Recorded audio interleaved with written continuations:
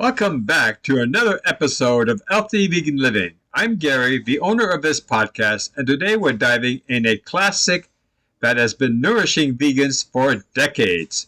Joining me, as always, is our fantastic host, David. Hey, David! Hey, Gary. Hi, everyone. Today we're discussing Episode 71 Series 2, the McDougall Health Supporting Cookbook, Volume 1. This gem might be from 1985, but let me tell you, it's timeless. Absolutely. This book is like a vegan version of fine wine. It only gets better with age, and you don't have to worry about it being too vintage to use. It's perfect for new vegans and loved by all vegans of all ages. That's right. It's the kind of book you can hand down to your kids, grandkids, and even your grandkids' guinea pigs. It's got staying power. So, David, what's your favorite thing about this cookbook? I love how the recipes are easy to follow and use simple, easy to find ingredients. Mary McDougall knew we'd be running around like tofu on a hot skillet on weeknights. Yes, there is no need to hunt down exotic ingredients like fairy dust or unicorn tears. Just good, wholesome, and straightforward cooking. And the variety. Breakfast, lunch, dinner, snacks, you name it. There's something for every meal, and they're also nutritious and satisfying. Speaking of breakfast, remember that time I tried to make oatmeal pancakes and I ended up with an oatmeal pancake sculpture instead? Oh, yes. The Leaning Tower of Pancakes. At least it was nutritious. True, and delicious. Once it finally leaned on its way onto my plate. But seriously, the book is well organized and it really helps you understand the McDougall Program. Definitely. The health benefits of each recipe are clearly explained, and there are helpful tips for meal planning and preparation. It's like having a nutritionist and a chef rolled into one handy book. And the best part is this book isn't just old school vegans. New vegans can dive right in and feel at home. Yes, it's like a warm hug from the past that says, "Welcome to the vegan family, now let's eat." Exactly. Whether you've been a vegan for years or you're just starting out, this cookbook has something for everyone.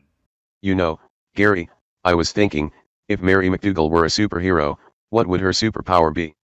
Let's see. The ability to turn any vegetables into a delicious meal with a flick of her spoon. Yes. And she'd have a sidekick named Tofu Boy who can disguise himself as any protein source. I love it. Together they'll fight the evil forces of junk food and processed snacks. Their mission, to make the world a healthier place, one recipe at a time. Sounds like a Netflix series waiting to happen. The McDougall Health Supporting Cookbook Volume 1 Paperback, January 1, 1985 by Mary A. McDougall. This cookbook features 250 recipes focused on preparations of starch-based foods that are best for supporting health, including pasta, grains, fruit, and vegetables. Product details. Publisher, New Win Pub, later printing edition, January 1, 1985. Language, English. Paperback, 122 pages. ISBN 10-083-290-3930.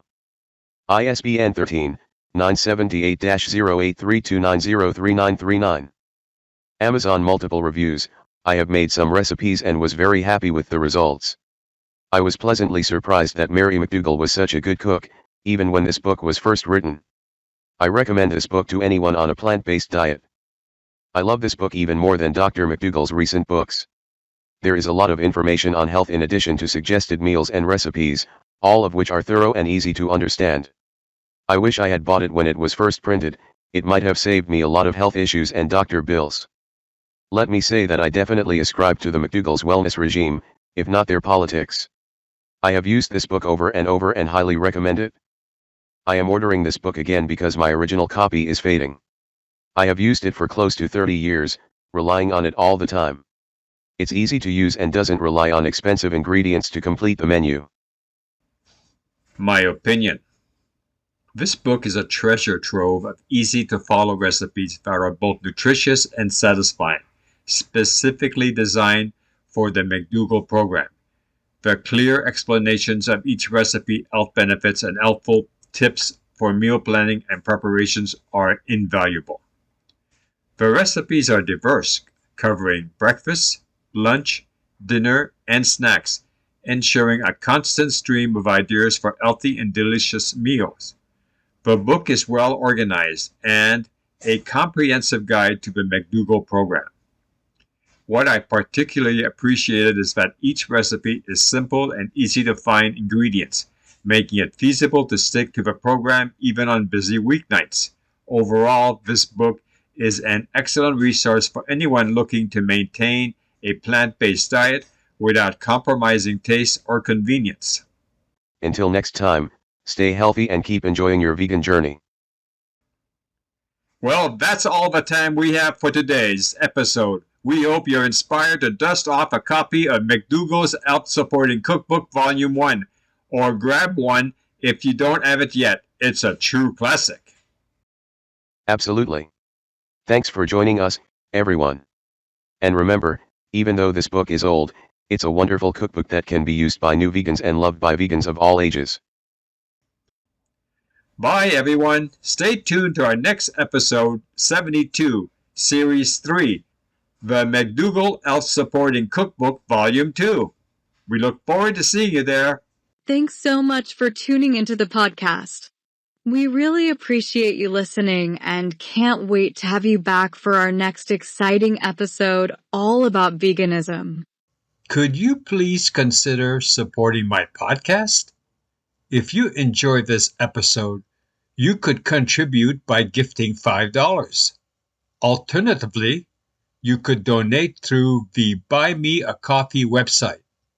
The address can be found in the show notes. Your support means a lot. Our podcast's intro and outro music is Beautiful Days by Darren Birch from the album Mononymous, the best of Darren Birch, instrumental songs, released by Danmark Music Group on March 4th, 2019. Darren Birch Music. My disclaimer: I aim for accuracy and embrace continuous learning. My views are evidence-based and open to feedback. This content isn't medical advice. Consult your physician. This disclaimer applies to all contributors.